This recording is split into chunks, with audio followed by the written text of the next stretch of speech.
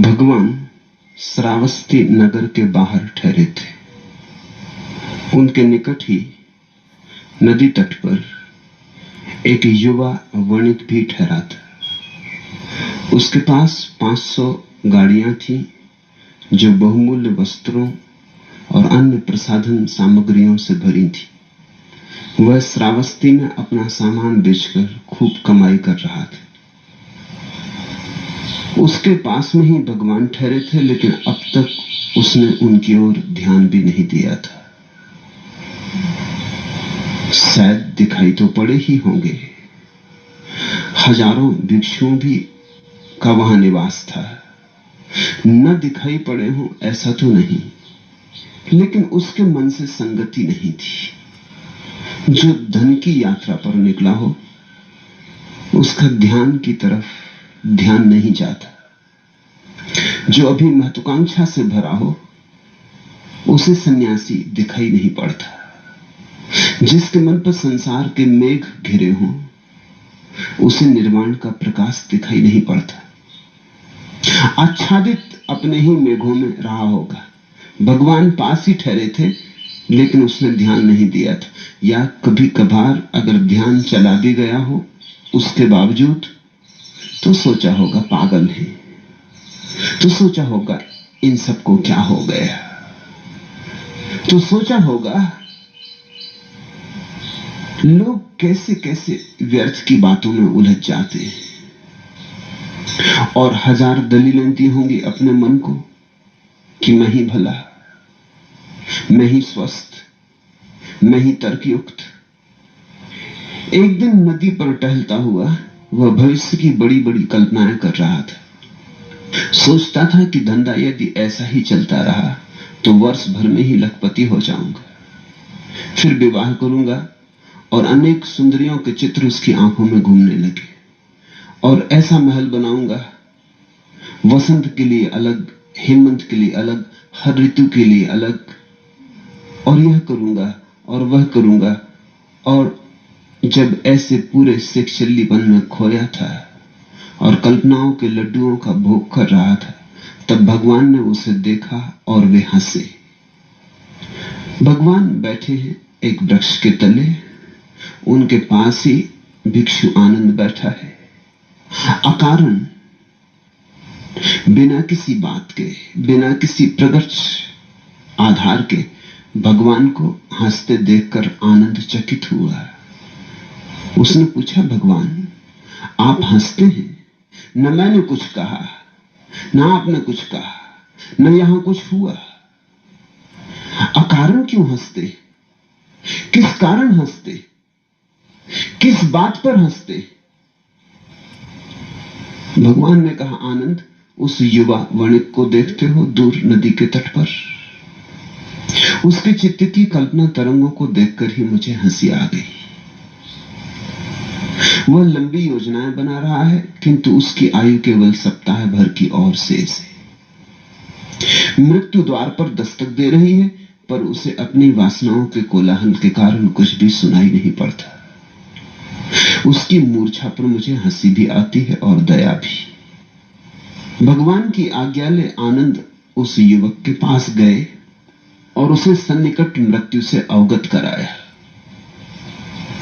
मृत्यु की बात सुनते ही वह थर-थर कांपने लगा। खड़ा था, भयभीत होकर बैठ गया। अभी सुबह ही थी, शीतल हवा बहती थी, सब शांत था कि उसके माथे पर पसीने की बूंदें झलक आई। भूल गया सुंदर स्त्रियों को, भूल गया संगमरमरी महल, भूल गया हेमंत वसंत, भूल गया सब। मृत्यु सामने खड़ी हो, मृत्यु का एक दफा स्मरण भी आ जाए तो इस सारे जीवन से प्राण निकल जाते। इस जीवन में कुछ अर्थ नहीं रह जाता। इस जीवन में अर्थ तभी तक है जब तक तुमने मृत्यु को नहीं देखा, जब तक तुमने मृत्यु का विचार नहीं किया, जब तक मृत्यु का बोध तुम्हें नहीं हुआ, तभी तक इस जीवन का खेल है।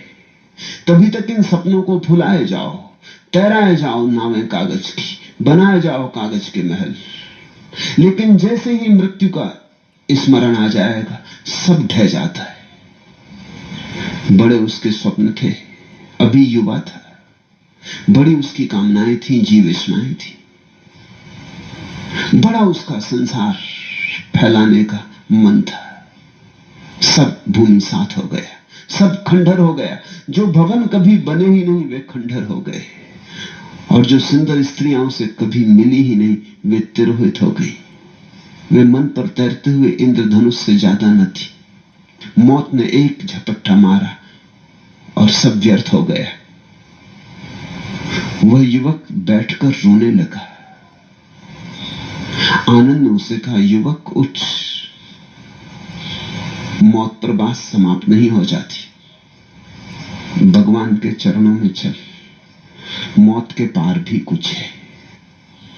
जीवन मौत पर समाप्त नहीं होता, असली जीवन मौत के बाद ही शुरू होता है। और धन्यभागी हैं वे जिन्हें इस जीवन में ही मौत दिखाई पड़ जाए, तो वह दूसरा जीवन इसी क्षण शुरू हो जाता है। संन्यास का और कुछ अर्थ भी नहीं। जीते जी मौत की प्रतीति हो गई, साक्षात हो गया। जीते जी ये दिखाई पड़ गया कि मरना होगा, कि मृत्यु आती है। क्या फर्क पड़ता है 7 दिन बाद आती, कि 7 वर्ष बाद आती, कि 70 वर्ष बाद आती। मृत्यु है। ये तीर चुभ जाए हृदय में तो संसार व्यर्थ हो जाता और संन्यास सार्थक हो जाता। आनंद ने उसे संभाला और कहा, हार मत, थक मत। मौत से कुछ भी मिटता नहीं। मौत से वही मिटता है जो झूठ था। मौत से वही मिटता है जो भ्रामक था। मौत से सिर्फ सपने मिटते हैं, सत्य नहीं मिटता। घबरा मत, उठ। वह युवक भगवान के चरणों में आया। मृत्यु सामने खड़ी हो तो बुद्ध के अतिरिक्त और कोई मार्ग भी तो नहीं। मृत्यु ना होती तो शायद कोई बुद्धों के चरणों में जाता ही ना। मृत्यु ना होती तो मंदिर ना होते, मस्जिद ना होती, गुरुद्वारे ना होते। मृत्यु ना होती तो धर्म ना होता। मृत्यु है तो धर्म का विचार उठता है। मृत्यु जगाती है, चेताती है। मृत्यु अलार्म का काम करती, नहीं तो तुम्हारी मूर्छा बनी ही रहती। जरा सोचो, एक ऐसा समय जब मृत्यु ना होती हो, फिर कौन प्रार्थना करेगा, कौन ध्यान करेगा, किस लिए करेगा? मृत्यु अपूर्व है। मृत्यु अमंगल नहीं है, ख्याल रखना। मृत्यु में मंगल छिपा है। अगर तुम मृत्यु को ठीक से समझ लो तो उसी से तुम्हारे जीवन में आमूल क्रांति हो जाएगी। मृत्यु दुश्मन नहीं है।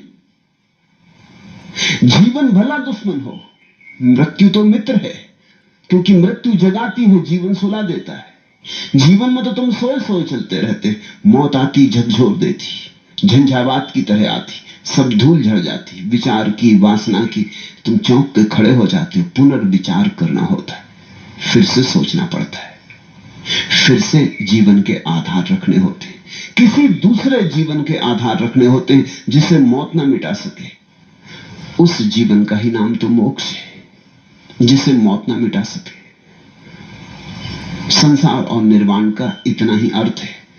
संसार ऐसा जीवन जिसे मौत छीन लेती, और निर्वाण ऐसा जीवन जिसे मौत नहीं छीन पाती। संसार ऐसा जीवन जो आज नहीं कल हाथ से जाएगा ही। उसको बनाने में जितना समय लगाया व्यर्थ गया। उसको बनाने में जितनी रातें और दिन खोए व्यर्थ गए। एक ऐसा भी जीवन है जहां मृत्यु असमर्थ है, जहां मृत्यु का कोई प्रवेश नहीं है। वही निर्वाण का जीवन। मृत्यु द्वार पर खड़ी हो तो अब युवक करता भी क्या? गया बुद्ध के चरणों में। अब तक तो पास रहकर भी हजारों योजन दूर था। वहीं ठहरा था, एक ही नदी तट पर दोनों ठहरे थे। लेकिन हम पास पास भी होके अपनी अपनी दुनिया में अलग अलग होते। इससे कुछ बहुत फर्क नहीं पड़ता कि तुम मेरे पास बैठे हो। हमारे शरीर एक दूसरे से सटे हों तो भी कोई फर्क नहीं पड़ता। निकटता मात्र शारीरिक निकटता नहीं। तुम हजारों कोस दूर हो सकते हो, तुम्हारी अपनी दुनिया हो सकती, मेरी अपनी दुनिया, हम अपनी अपनी दुनिया में रहते हैं। यहां जितने लोग हैं उतनी दुनियाएं हैं, और प्रत्येक व्यक्ति अपनी दुनिया से घिरा है।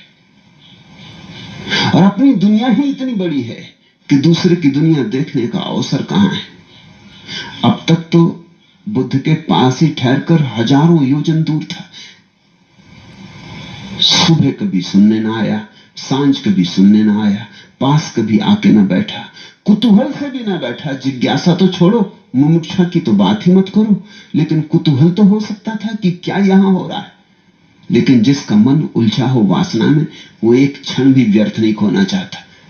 वासना पूरी कर लो, उतनी देर में तो थोड़ा धन और निर्मित होगा, थोड़ा सामान और बिकेगा, थोड़ी तिजोरी और भरेगी। उतना समय व्यर्थ मत करो। जिनके मन में वासना प्रगाढ़ है, वो किसी को ध्यान करते देख के कहते हैं, क्या पागलपन की बात कर रहे हो, क्यों समय गंवा रहे हो? समय धन है, समय से धन कमा लो। वे कहते हैं टाइम इज मनी। उनके मन में एक ही भगवान है, धन। धन जितना कमा लो उतना ही सार है। ये युवक निकलता रहा होगा उसी आम्रकुंज के पास से जहां बुद्ध ठहरे, जहां वो अपूर्व दिया जल रहा था, लेकिन इससे रोशनी दिखाई ना पड़ी थी। आंखें अंधी हो, सूरज भी निकले तो क्या फर्क पड़ता है। हजारों योजन दूर था, लेकिन आज अचानक मौत ने दूरी छीन ली। तो ख्याल रखना, कभी कभी आशीर्वाद अभिशाप के रूप में आते, इसलिए अभिशाप को भी एकदम ठुकरा मत देना। कौन जाने अभिशाप में ही वरदान छिपा हो। ये जो मौत आती थी करीब, इसी ने बुद्ध और इस युवक के बीच की दूरी छीन ली। ये युवक शायद अपने ही हाथ से तो कभी ये दूरी न मिटा पाता। कोई आशा नहीं दिखाई पड़ती, कोई आशा की किरण नहीं मालूम होती। ये युवक तो ऐसे ही जीता और ऐसे ही समाप्त हो जाता। इस मौत ने अपूर्व क्रांति कर दी। इस मौत ने उसके सब पुराने जाल को तोड़ दिया। 7 दिन, बस केवल 7 दिन। अब 7 दिन में ना तो महल बनाए जाते, ना सुंदरियां खोजी जाती, ना कोई अर्थ रहा। सिर्फ 7 दिन के लिए कौन इतनी झंझट लेता। आदमी तो इस भ्रांति में जीता है कि हम सदा रहेंगे। सदा रहने की भ्रांति में ही तो हम सब कुछ करते हैं। हम दुनिया में ऐसे रहते हैं जैसे हमें जाना नहीं। इंच इंच जमीन के लिए लड़ते हैं, रत्ती रत्ती धन और पद के लिए लड़ते हैं। ठहरे धर्मशाला में और इस तरह ठहर जाते हैं कि जैसे अपना घर है, अपना निवास है, और सदा के लिए अपना निवास यहां होने को है। वह युवक अब तक तो हजारों योजन दूर था। अब तक उसने देखकर भी बुद्ध को देखा नहीं था। मृत्यु ने आंख की नींद छीन ली तो भगवान का सत्य उसे प्रकट हुआ। सन्यास पहली दफा अर्थपूर्ण मालूम पड़ा। जैसे अंधे को आंखें मिली, जैसे बहरे को कान मिले, वो सुनने और देखने में पहली दफा समर्थ हुआ। जैसे अंधेरे में अचानक बिजली कौंध जाए, ऐसा सब उसे स्पष्ट हो गया। एक तलवार की धार की तरह पुरानी दुनिया कट के अलग गिर गई और नई दुनिया बनाने का, अमृत की तलाश का गहन संकल्प उठा। अगर मृत्यु है तो अमृत की तलाश करनी, फिर कोई और जीवन का ढंग खोजना, कोई और शैली चाहिए। अगर ये घर नहीं धर्मशाला है तो फिर अपने घर की तलाश पर निकलना होगा। और 7 ही दिन बचे, जल्दी करनी होगी। मृत्यु बोध धर्म का द्वार बन जाता है। उस युवक की चेतना धारा अचानक बदल गई। कुछ की कुछ हो गई दिशा। कहां दौड़ा जा रहा था? धन, पद, प्रतिष्ठा, अचानक गंगा ने मोड़ ले लिया। अब गंगा उस दिशा में नहीं जा रही, उसने रास्ता नया ग्रहण कर लिया। भगवान ने उससे कहा, प्रिय, बुद्धिमान को भविष्य के सपनों में नहीं उलझना चाहिए। बुद्धिमान का लक्षण ही यही होता है कि वो भविष्य के सपनों में नहीं उलझता है। भविष्य के सपनों में जो उलझता है उसी को हम बुद्धू कहते हैं। बुद्धू का अर्थ होता है जो नहीं है, जो अभी है नहीं, उसके संबंध में योजनाएं बना रहा है। बुद्धिमान का अर्थ होता है जो है उसमें जी रहा है। बुद्धिहीन का अर्थ होता है जो नहीं है उसमें सिर्फ सपने बना रहा है। बुद्धिहीन सपनों में जीता है, बुद्धिमान सत्य में जीता है। सत्य तो है और सत्य का कोई भविष्य नहीं है, सत्य तो सिर्फ वर्तमान है, अभी और यही है। सत्य का कोई अतीत भी नहीं है। ऐसा नहीं कि सत्य कभी था और अब नहीं है, और ऐसा भी नहीं कि सत्य कभी होगा और अभी नहीं है। सत्य तो बस है। यही तो शाश्वत का अर्थ होता है। सत्य शाश्वत है। एस धम्मो सनातनो, धर्म शाश्वत है, सनातन है, सदा से है, सदा रहेगा। वर्तमान है सत्य। सत्य में सिर्फ एक ही समय होता है, वर्तमान। भविष्य सपने में, आदमी के खोपड़ी में, और अतीत भी स्मृति में। दुनिया में अधिकतर लोग या तो अतीत में जीते हैं या भविष्य में। शायद ही कोई कभी जागता है वर्तमान के इस मौजूद क्षण में। तो बुद्ध ने कहा, बुद्धिमान को भविष्य के सपनों में नहीं उलझना चाहिए और ना अतीत की स्मृतियों में डूबा रहना चाहिए, क्योंकि जो जा चुका उसे जाने दो। और जो अभी नहीं आया उसको खींच खींच के सपने में मत लाओ। जो है उसमें प्रगाढ़ रूप से जागो। जो है उसमें जागने का नाम ही ध्यान है। अगर तुम एक क्षण को भी निर्विचार होकर जाग जाओ तो जो है उसकी तुम्हें प्रतीति होगी, साक्षात्कार होगा। और जो है उसी का नाम ईश्वर है। विचार या तो अतीत के होते या भविष्य के। ख्याल किया तुमने कभी अपने विचारों की परख करना? तो या तो विचार अतीत से आता है, किसी ने कभी गाली दी थी, कि किसी ने कभी सम्मान किया था, कि कभी कोई घाव मार गया था, कि कभी कोई अपमान कर गया था, कि कभी कुछ सुखद घटना घटी थी। या तो अतीत से आता है विचार, या भविष्य से आता है कि जैसा सम्मान अतीत में हुआ था वैसा फिर भविष्य में हो, ज्यादा हो। जो सुख अतीत में जाने वो और बड़े होकर मिले और वर्धमान हो जाएं, और जो भूलें अतीत में हुई फिर ना हो। जो अतीत में दुखद था वो कभी दोबारा ना दोहरे। ऐसी भविष्य की योजना। भविष्य की योजना है क्या? तुम्हारा अतीत ही फिर दोहरने की योजना बना रहा है। तुम फिर उसे पुनरुक्त करना चाहते हो, थोड़े अच्छे ढंग से, थोड़ा सजाकर, थोड़े नए वस्त्र पहनाकर, कांटे कम कर देना चाहते हो, फूल बढ़ा लेना चाहते हो, लेकिन वो तुम्हारा अतीत ही है, सजा बजा। अतीत की लाश को ही तुम नए नए प्रसाधन कर रहे हो और उसी को तुम भविष्य कहते हो। विचार या तो अतीत के होते या भविष्य के। विचार वर्तमान में होता ही नहीं। विचार वर्तमान में हो ही नहीं सकता। इस अनूठी बात को ख्याल में लेना, क्योंकि इसमें कुंजी छिपी सारे ध्यान की, समाधि की। वर्तमान में विचार होता ही नहीं। जब भी तुम वर्तमान में होते हो तो विचार की तरंग नहीं हो सकती। या तो विचार की तरंग होगी तो तुम वर्तमान में नहीं होगे। जैसे इसी क्षण अगर कोई भी विचार तुम्हारे भीतर नहीं उठता, तुम अवाक हो, चुप और सन्नाटे में हो और भीतर एक शून्य है, तो तुम वर्तमान में हो। वर्तमान का जरा सा भी स्वाद परम आनंद से भर जाता है। और जब भी तुम्हें आनंद की कोई झलक मिलती है तो वो वर्तमान में होने के कारण ही मिलती। किस कारण तुम वर्तमान में होगा ये दूसरी बात है। कभी कभी अनायास हो जाते हो वर्तमान में तो सुख मिलता है। ध्यान योग का इतना ही अर्थ है कि तुम सायास जानबूझकर वर्तमान में होने का आयोजन करते हो।